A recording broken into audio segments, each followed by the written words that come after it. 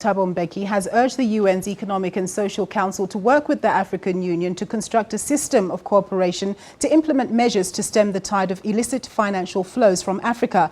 As chair of the high-level panel on the subject, Mbeki was in New York to lobby the United Nations and the international community at large to partner with Africa to stop the estimated $50 to $60 billion a year that illegally leaves the continent through corrupt means, be that tax evasion, organized crime or market abuse.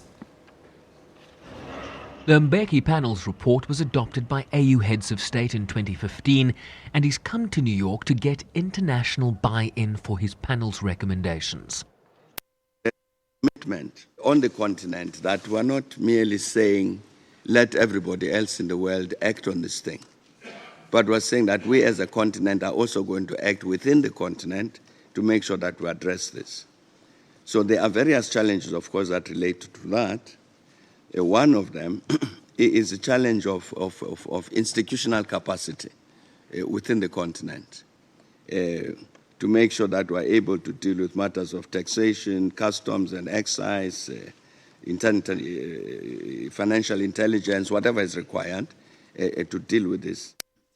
Pressed on delegates that with the urgent need for resources to implement the newly adopted post-2015 development agenda, acting in unison to stop the illegal flows was critical.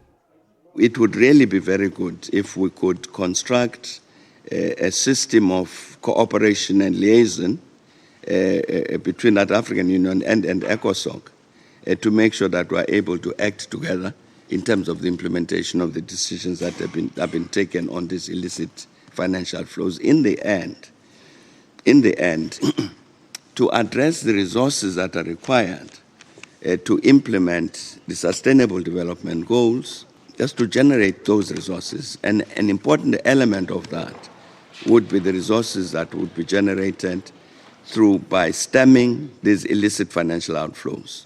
That would add significantly to the resources that the continent would have in order to be able to address those Sustainable Development Goals. South Africa, through Ambassador Kingsley Mamabolo, suggested the creation of an intergovernmental instrument to curb the outflows from the continent. Sherwin Briceby's SABC News, New York. European Council President Donald Tusk says much remains to be worked out in talks among EU leaders on Britain's request for reforms of its place within the 28-nation bloc. But he says that some progress had been made halfway through a two-day summit. His comments came as the majority of the 28 EU heads of state and government left the summit. This while Tusk and European Commission President Jean-Claude Juncker remained to hold a series of bilaterals late into the night in an attempt to reach a deal. UK officials voiced frustration at a lack of practical concessions by partners who are wary of Cameron's bid to sidestep EU regulation and cut immigration. Tusk, who chairs the summit meetings,